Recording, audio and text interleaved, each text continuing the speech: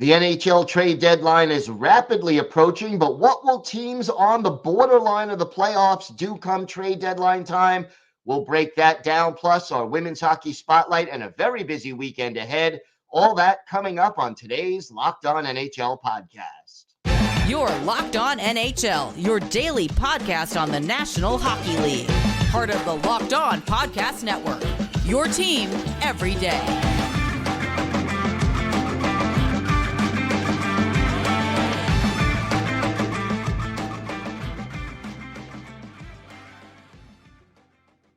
And welcome, everybody, to the Friday edition of the Locked On NHL podcast, part of the Locked On Podcast Network, your team every day. I want to thank everyone who makes Locked On NHL your first listen every day. Don't forget to subscribe on YouTube or wherever you get your podcasts so you can get new episodes as soon as they drop. I'm Gil Martin. I'm here every Friday with my co-host Rachel Donner, and we'll be joined a little bit later by Erica L. Ayala for our women's hockey spotlight. Happy Friday, Rachel. Happy Friday. Man, this playoff race is getting really interesting in both conferences here. It is. We have a whole group of teams in both conferences who are just in the thick of this playoff hunt, either just on the inside or just on the outside looking in. And as the trade deadline approaches, you sort of wonder which one of these teams will be buyers and which one of these teams will be sellers and why, and what are they looking for. It's going to be very, very interesting to see what happens. You know, one of those teams in the East, let's start with the Washington Capitals. Alex Ovechkin starting to come alive, but they're 5 points behind Tampa Bay, although they have 3 games in hand. What do you expect from the Capitals come the trade deadline? Yeah, it's really interesting. You almost have to lump the Caps and the Pens in the same conversation here, right? Because they both have, veteran superstars on their team that always you want to support them and do right by them in the playoff race, right? And give them every opportunity to win and to play more in Sidney Crosby and Alex Ovechkin. But for the Caps, I think that it's a much tougher road here in a lot of ways, even though they are doing better than the Pens in the immediate term, just because there's very little they can do, I think, to improve, or who can they trade? I think with the Caps, maybe Max Pacioretty is on the trading block here, but I'm not sure who else makes sense for them to trade to gain assets for the future. Yeah, and the cap, obviously, this year is an issue pretty much for almost every team that's in contention right now. The Penguins, they may be looking to trade Jake Guentzel, but he's hurt. How does that affect his trade value at this point? Yeah, I think, there's going to be extensive conversations about, medical situations with him there. And obviously, he wouldn't be able to contribute until after the trade deadline anyway. So I think he's going to be sort of a last minute decision in the trade deadline for the Pens, just because teams will want to know when he could potentially return, pretty specifically. Yeah, and then, Penn's management basically saying time is running out and that they would consider trading almost anybody on the roster. Is that something they're saying to try to motivate the team, or do you think that they're serious about that? I mean, it's Kyle Dubas, right? So Yeah. I think anything can happen with him in charge. And I think that, he took on this job, which was probably one of the hardest GM jobs in the league that was open. And in terms of trying to, again, support this veteran core and trying to make another run at it while realizing that you got to build for the future. And, they, even with those superstars, their power play is dreadful, right? Yeah. And the other thing is that the Pens have been able to depend on a really solid bottom six where, guys would get called up from Wilkes-Barre Scranton. You wouldn't even know who they were, and they would score goals, right? Like, it was this running joke with the Pens that you don't know who half the people are on the roster, but they're all contributing. This year, that's not happening. Like, their bottom six just isn't really contributing. So I think that they're going to have to really look long and hard and say, is this worth doing anything to make a run, or should we just sell? Yeah, and then if you do sell, what does that mean for Sidney Crosby and Evgeny Malkin? And do they want to stay if the team goes to a rebuild? It opens up a whole Pandora's box of questions for Pittsburgh if they decide to go that route. Now, how about the New Jersey Devils? There's a team that seems to be up and down, can't seem to find themselves, but the big issue all year for them has been goaltending. What do you think the Devils do with the deadline? Yeah, it's really interesting with them because I think every time they get a little bit of a win streak together, they're like, well, maybe we don't need a goaltender. And then, they haven't really, gotten close to actually pulling the trigger on a move. I know there had been rumors about Markstrom coming over from Calgary to New Jersey, but that did not happen. So I don't know if that still could happen, and that depends on Calgary, one of our other teams that's kind of on this borderline where I don't think they're gonna make the playoffs, but I also don't know that they wanna completely tear their team apart at this trade deadline, right? Because they do have some good pieces there. Right, right. So, and then the last team in the East that we were going to discuss, the New York Islanders, and Lou Lamoriello Thursday at a press conference basically saying he's not going to hesitate to try to improve this team in his mind. And this is more or less, I'm paraphrasing what he said, but the goal is just to get into the playoffs. And once you get in, anything can happen. So he seems to be willing to trade away an asset or for the fifth straight year, a first round draft pick to chase eighth place in the conference. Yeah, and it's not unrealistic that it could happen when you have like 4 teams essentially tied for the 4 spot in the division, right? Like, Right. where literally anything can happen. Now, the top 3 teams are a significant number of points away from that, but there are enough games left in the season where any one of those 4 teams could potentially make the playoffs. I mean, it's hard to not go for it in that circumstances, but also with the Isles, I just feel like they gotta be looking toward the future a little bit more because their prospect pool is, like, empty. Yeah, they're ranked last by the Athletic.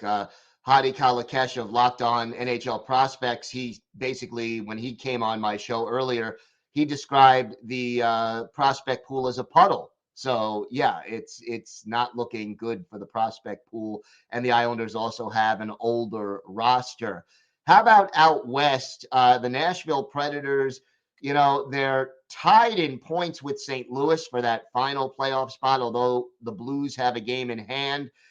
But yet there's all kinds of rumors that the Preds may actually move on from their goalie, UC Saros. Uh, are they going to say they're a year ahead of schedule and just let things fall where they may? Will they buy? Will they sell?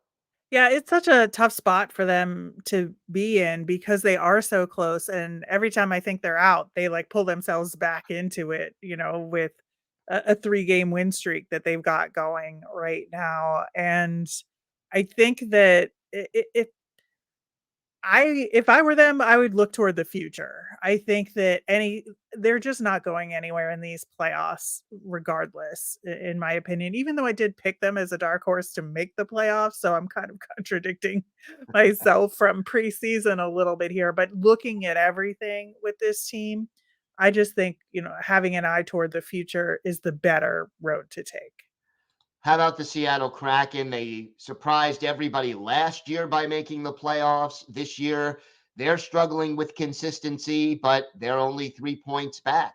Yeah, I think it's a similar situation for the Kraken here. I would just, like, set yourself up for the future.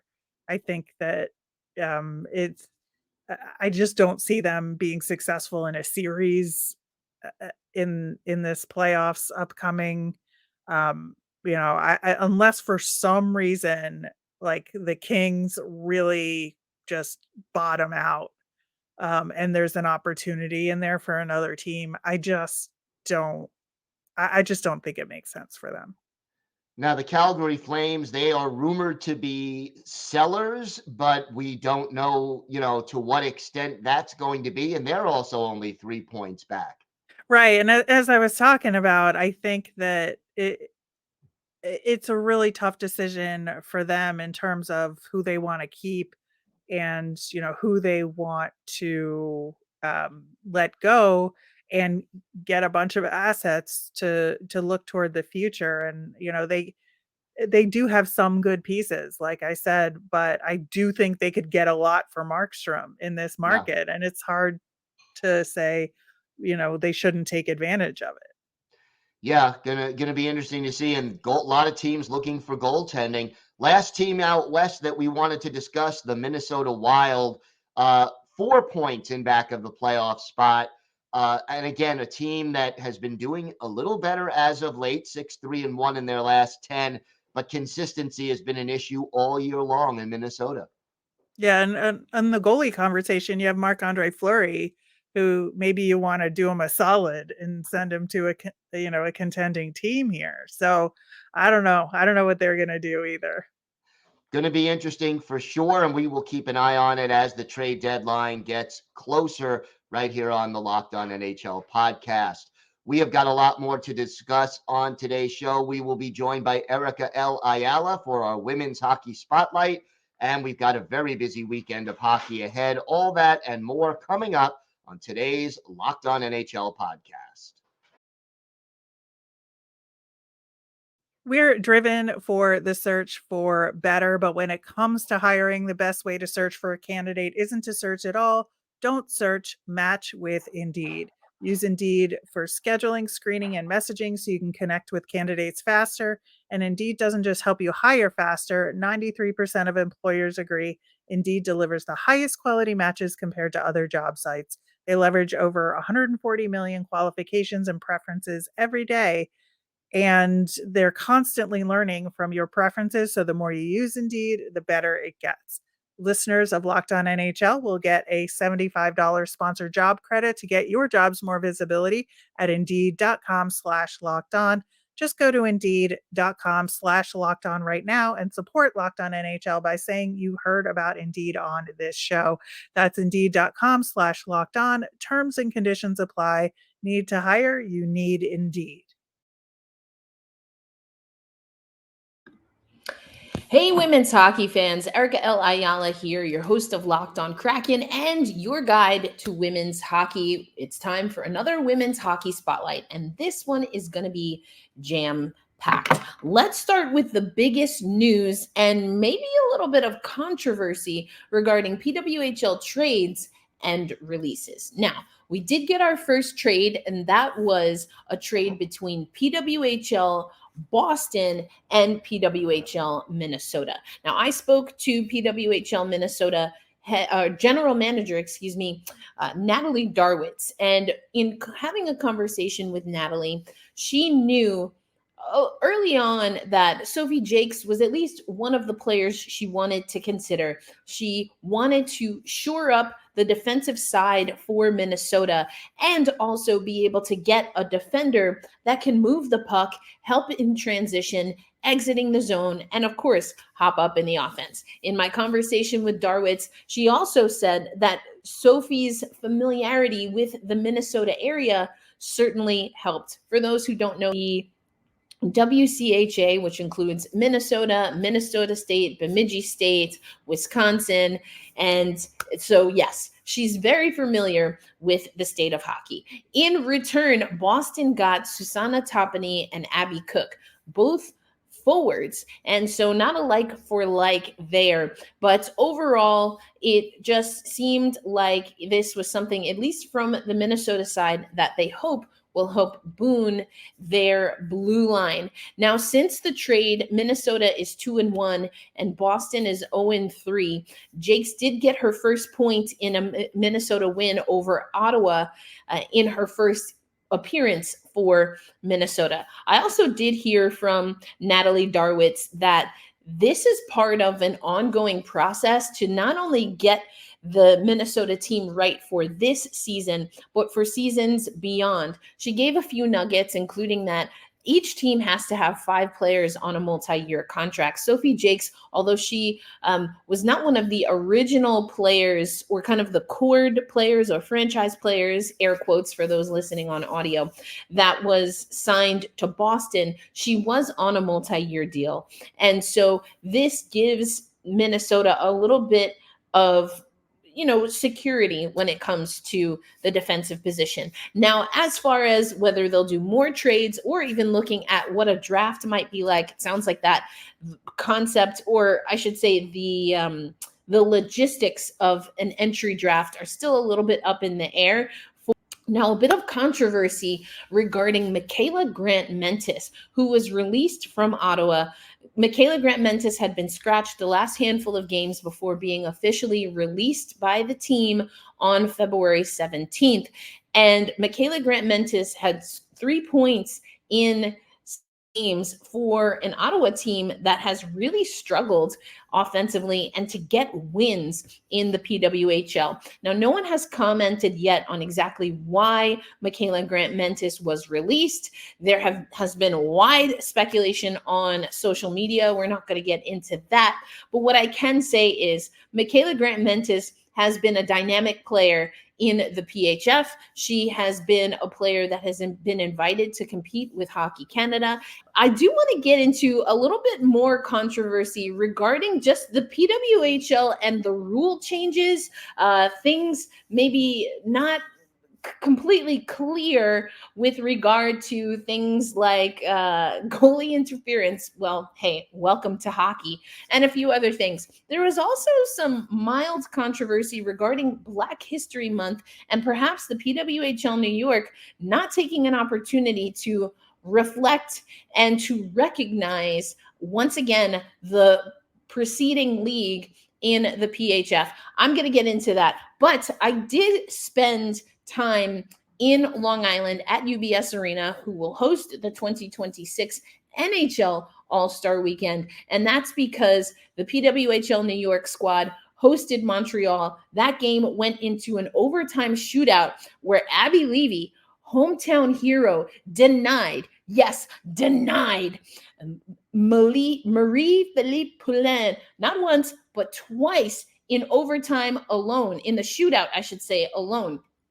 Abby Levy, you're going to hear from her in a little bit regarding, again, just some of the callbacks that happened in that game. But first, I want to give you a little sneak peek of something that I have on my platform, Black Rosie Media, and that is a behind-the-scenes tour of the PWHL New York facilities, specifically the home locker room. A lot of what we've heard from the PWHL is that they want to increase professionalism, and a good start is that PWHL New York, at least for some of their home games, is playing at an NHL arena, a new NHL arena like UBS. So let me take you to, I'm going to talk you through a little bit of a snippet of my behind the scenes at PWHL New York. Now, if you want to watch the full video, you can go over to blackrosiemedia.com and become a member of our Patreon posse. But you can see here, they've got the stalls. These are the stalls that are the NHL locker rooms. And I was able to walk through there, also see the video room. You can see me here in the video room. This is used by the coaches. And just like we see in the NHL, coaches do have the option to get the video feed and then be able to utilize real-time video to help make adjustments as the game is going on. The PWHL New York team was the first team to celebrate, or was set to be the first team to celebrate Black History Month. Now, the PWHL didn't do a great job publicizing this. Some other teams now have done a little bit of a better job, but on February 21st, PWHL New York was to host a Black History Month. My understanding is that there is supposed to be specialty designed shirts that all of the players would wear for walk-ups, but for whatever reason, that just didn't manifest. I'm not able to share all of the details at this moment, but what we do know, and what I heard for Madison Packer prior to Wednesday's game, which again was against Montreal, is that she was going to throw it back to this jersey. Now, this is the black rosy jersey that the Metropolitan Riveters wore to celebrate Black History Month. It was designed by the amazing Jordan Dabney. Madison Packer had already committed to wearing that black rosy jersey. Now, black rosy was, again, a Metropolitan Riveters themed jersey, a part of the professional, or the Premier Hockey Federation, the PHF. And Madison Packer, of course, played all 8 seasons with the Metropolitan Riveters in that league. For whatever reason, it's not made clear to me. I cannot divulge what the thought process was behind the PWHL, but it was noticeable that although the PWHL New York team did show walk-ups for the players, that Madison Packer was absent from any of those videos or photos. And she was the only player, and again, it seems like some of this at least was because of a technicality, but she was the only player to represent Black history on the PWHL's Black History Month. Now, Black History Month game.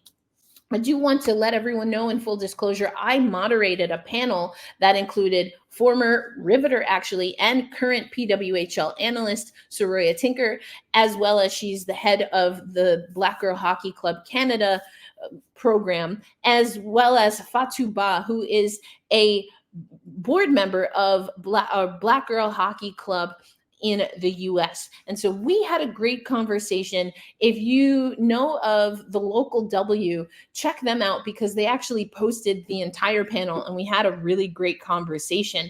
But it just was a little bit odd that not only that the PWHL apparently had some issues getting their own Black History Month paraphernalia and shirts, but that they didn't do a great job publicizing it, and that the only player that was prepared to celebrate Black hockey history, Madison Packer, was omitted from social media. But I want to close out the show, as I mentioned, or at least this segment, talking about Abby Levy, who had a great performance for PWHL New York. She was able to get the win. I said shut down Montreal and shut down Marie-Philippe Poulin twice in overtime. But again, a little bit of controversy. There were 2 goals that were a little bit controversial. One that the PWHL New York team, and Levy in particular, thought was the right call, and one that they thought was the wrong call. This did end up being something that twice impacted Montreal. Obviously, the goals were being scored against Levy. And here's what Levy had to say about the situation. The one that counted, what did you see or feel on that play? Oh, I thought that was a bogus call. But I saw that happened in the Boston game the other week, or the last game, and I kind of knew going into it that it was going to be a goal. But I thought I got it back, because I thought the second goal that went in that they called back, I thought that was a good goal. So I really can't be mad. I think the luck, it all turns the right way it was supposed to turn out, so I can't really be mad about it. Yeah. So again, you can see that PWHL players, they're having to get accustomed to new rules, and that's not just regarding contact in what a lot of people assume is skater to skater in open ice, but also even contact or proximity to goaltenders. And so you heard Levy say one she thought was a bogus call, but again, there's been a little bit of inconsistency, and Montreal has been bitten by that a few times now, but also that she was kind of felt that it canceled each other out because she's not used to and accustomed to the contact or the crease rule in the PWHL. And she was content to let that goal be a goal and stand. So still some learning curve in the PWHL. I have a source that's telling me that we are going to get the playoff format being announced soon, maybe as early as in the next week or so. And there's going to be another new wrinkle, it sounds like, to how the seeding goes for the playoffs. At least from what I've heard, it is definitely going to be interesting. But again, I'm going to wait for the announcement and we'll talk about it here on the Women's Hockey Spotlight as part of Locked On NHL. Today's episode is brought to you by Ibotta. Grocery bills are so expensive these days, but now they don't have to be. Start getting cash back on your grocery shopping with the free Ibotta app and get cash back every time you shop. Ibotta is a free app that gives you the most cash back every time you shop on hundreds of items, from groceries to beauty supplies to toys, so you can make sure you're beating inflation no matter what you're purchasing. The average Ibotta user earns $256 per year. That could cover the cost of an entire shopping trip. So you can buy that flight you've been eyeing, that game you're dying to go to, or the fancy dinner that you've been craving. Other apps give you points that don't amount to much, but with Ibotta, you add your offers in the app, upload your receipt, and get real cash that you can cash out to your bank account, PayPal, or gift cards. So join over 50 million users and earn cash back every time you shop from over 2,700 brands and retailers, including Lowe's, Macy's, and Sephora, Best Buy, and more. Right now, Ibotta is offering our listeners $5 just for trying Ibotta by using the code LOCKEDONNHL when you register. Just go to the App Store or Google Play Store and download the free Ibotta app to start earning cash back and use code LOCKEDONNHL. That's IBOTTA in the Google Play or App Store. Use code LOCKEDONNHL. So a busy weekend ahead, Rachel, and we got a lot more Sunday games now than we have back when the NFL was still going. It's amazing how that kind of works here. I know. 3 games on Friday, and let's take a look. To me, the best of the 3 is Minnesota in Edmonton. Yeah, absolutely. We were just talking about Minnesota and whether or not they had a shot to make the playoffs. Edmonton, as we well know, had a tremendous surge with that more than a dozen win streak going. And while that has not continued, they're still playing very, very well. And I think that they are here to stay in the top 3 in the Pacific. So it just creates a more interesting situation for those teams, trying to get a wild card spot. 13 games on Saturday, starting with a 12 noon Eastern time matinee between the Blues and the Red Wings. Yeah, this is a big game for both teams, with the Red Wings holding on to the top wild card spot, and the Blues are, just trying to hang in there on their side of things. So I think this will be a big, big matchup. And a matchup between 2 teams in the Eastern Conference who are battling for those wild card spots, the Tampa Bay Lightning on Long Island to take on the Islanders. Yeah, this is another one where the Lightning were in the top 3 in the Atlantic, and that is no longer the case, and in fact have dropped below the Red Wings in the wild card standings. And so they're, teetering on that borderline. Now, both of those teams do have a little bit of an advantage over the teams below them, although some of them have some games in hand. But I think for the Lightning, they've really got to start getting consistent and do that sort of late season surge and have momentum into the playoffs that they're known for. The New York Rangers going for a franchise record win streak, facing your Philadelphia Flyers. Yeah, not a great position for the Flyers to be in, considering how well the Rangers have been playing as of late. And God, that Stadium Series game was just incredible. Very, very exciting for them. Yeah, I think this is going to be a tough one for the Flyers, even though it is a home game. Those Saturday home games in Philadelphia get a lot of traveling Rangers fans in town. So I certainly hope the fans are ready for this one and the Flyers as well. The Capitals, one of the teams we mentioned fighting for playoff spot, going up against the Florida Panthers. Yeah, I think, the Panthers are now the number one team in the league and deservedly so. So it's going to be tough for the Caps to keep this momentum going against this team.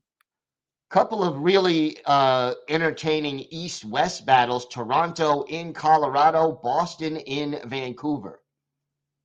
Yeah, Boston, I think, and Vancouver have, struggled a little bit recently. And I think, the history is there between these two teams.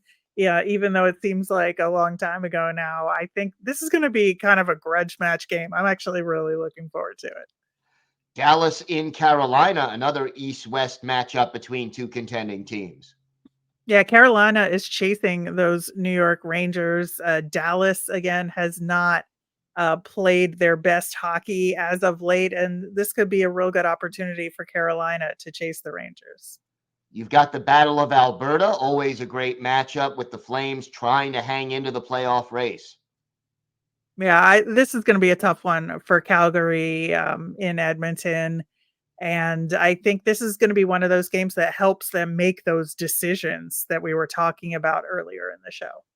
Another matchup between two teams we talked about earlier in the show, Minnesota in Seattle.